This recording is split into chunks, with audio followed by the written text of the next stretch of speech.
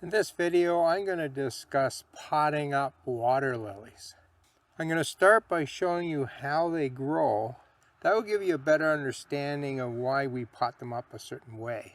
I'm also going to review the different sizes of water lilies, and that's important when we pot them up, and it's really important that you pick the right water lily for the water garden that you have. And finally, I'm going to take you around my property and show you a couple ponds and the water lilies in there so we can learn a little bit about how they grow and how I pot them up and how I put those pots in the water. Let's first talk about the sizes of water lilies. They come in quite a range of sizes, but for pond growers, you can take them and split them into three sizes. You have the small water lilies, and they make leaves that are around this big. And by the way, the size of the flowers on these plants pretty much correspond to the leaves. The smaller the leaves, the smaller the flowers. The mid-sized water lilies have leaves that are about this big. And then the large ones have leaves that are like this. Now there are larger water lilies, but most people won't put them into a pond. And there are very tiny little microscopic water lily type plants too. But those three sizes are what you'll experience if you're doing a pond in the backyard. So why is that important? The size of the leaves is what you usually see when you go to buy them. And that tells you how big the plant is going to be and how deep it needs to be in the pond.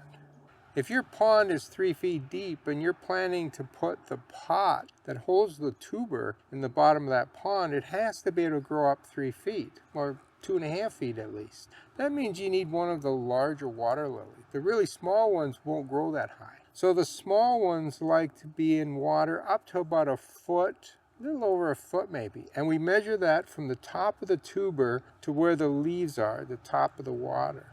A large leafed one likes to be 2 to 3 feet deep. And a mid-sized one, well, it's mid-sized between those two numbers.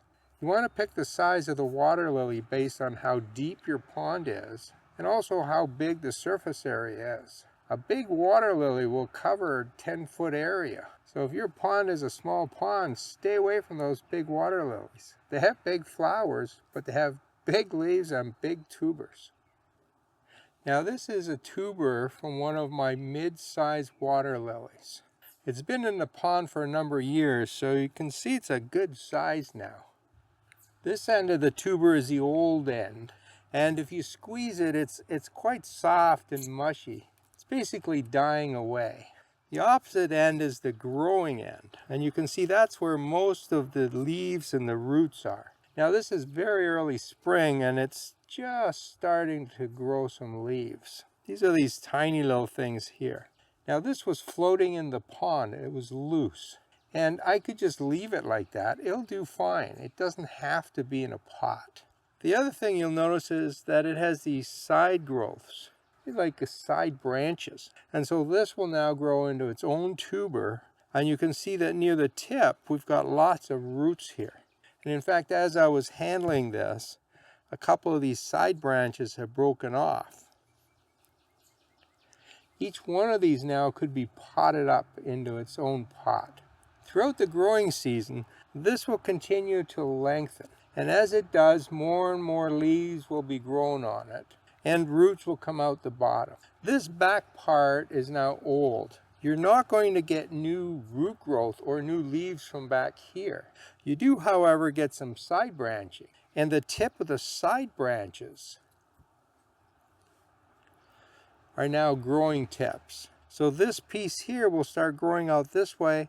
The roots will come down here. The leaves will come up here. And the flowers are developed in the same spot as the leaves. Now let's have a look at a small water lily that I pulled out of one of my ponds.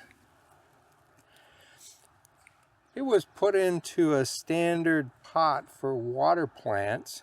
It has a bit of algae on top there. But you can see the root growth here. These are all roots coming out of it. This whole thing was underneath the pot. These are the old leaves from last year, and the leaves are about this size. So it's a fairly small plant, and the water level on this one is about here. It's in a fairly shallow pot. It could be a little deeper. The water level could be up here and it would be fine. But my pond isn't that deep, so that's where it is. There's some old leaves and stuff that have accumulated. And if you look closely, you can start seeing all the new leaves coming out here. Now the tuber in here is just like the other tuber I showed you, except it's smaller. Because it's a smaller water lily, everything is smaller. The leaves are smaller, the flowers are smaller, the root system is smaller, even though that's a pretty good root system. Now there are 3 ways to pot up these water lilies. The first is the traditional one. You get yourself a pot. It can be one of these water pots, or just a regular pot works just as well. Put in some soil and put the tuber in. Pretend you're planting a bearded iris. You want the tuber near the surface, and it can be just covered in soil. Now I don't recommend that method. That method puts soil into your water, and the nutrients will leach out of that soil into the pond and create an algae problem. I don't know why you would do that. A lot of sources even recommend that you should fertilize these plants. They're heavy feeders. That means they use up a lot of nutrients, and so they fertilize them. But all that does is add more nutrients to the pond, which causes more algae problems. Now, if your hobby is to grow mostly the plants and get lots of flowers, maybe fertilizing works. But if one of your aims is to have a natural pond and keep the algae load down, don't fertilize. The second way to plant these is really the easiest way. You can take this tuber and just throw it in the pond. It will grow. The leaves will come up, it will flower, it will make roots. It doesn't need a pot. Now, if you have planting shelves around the edge, you could even plant it on one of those planting shelves. But remember, our planting shelves are generally fairly shallow, so they work for the very small water lilies, but they don't work for the large guys. The large guys want to be 2 to 3 feet deep. This is a mid-sized one, and it really likes to be at least 2 feet deep. And our planting shelves are usually shallower than that. But just throw it in the water, and it'll grow. Now you might say, well, that's not 2 feet deep, and you're right. It would prefer to be deeper, but this plant does just fine in my ponds.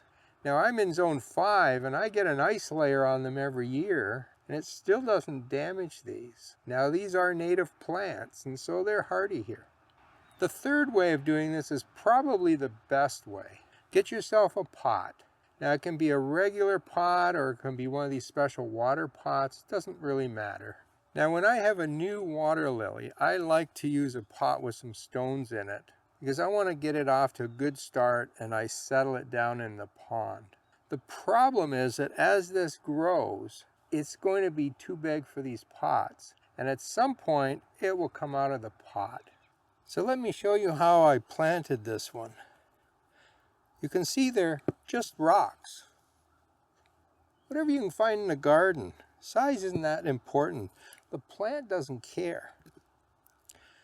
So I just put it in the pot, added some rocks to keep the tuber in place and to hold the plant at the bottom of the pond.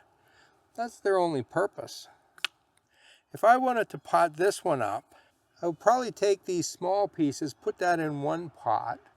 And of course this long piece doesn't fit in a pot very well. So I'll break these side pieces off. There's a good sized one, and that one can go with the other two. So that makes a nice pot. This back part is old and is starting to decompose, so we can get rid of it.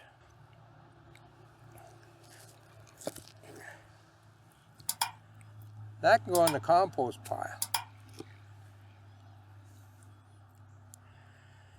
Check the tuber to make sure it's not mushy. And this is a little mushy here, but quite firm here, so I'm going to cut a little more off.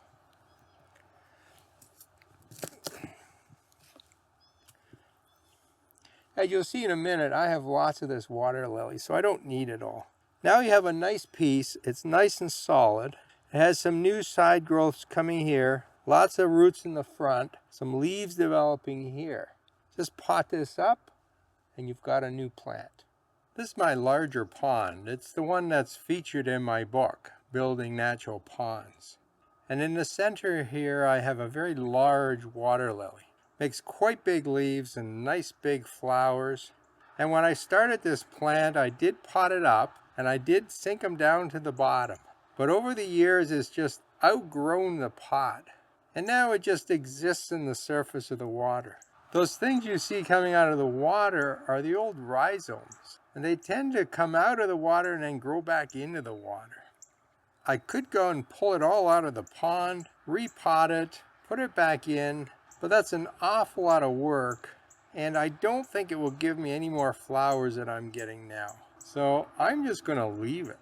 One of these years I do have to go in and just clean it up and get rid of most of it because there's a lot of plant material there now. Over here you can see one of the old pots and it floats up to the surface sometimes. This is the pond at the bottom of my waterfall, and the water lily in here is a mid-sized water lily, and it's been in the pond for about 5 years. When I started it, I did put it in a pot with stones, and the pot is somewhere in the bottom, but I'm not sure where it is. Now it's just a huge clump, and it just floats in here.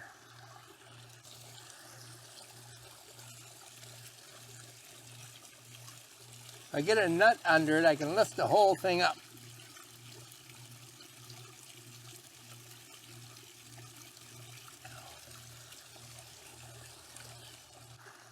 This is my 5-level waterfall, and I think I'll have to make a video this summer about how to construct one of these. This is a fantastic project for you. But if you want to learn more about building ponds, I'll put a link to all my pond videos in the top right-hand corner. See you in the next pond video.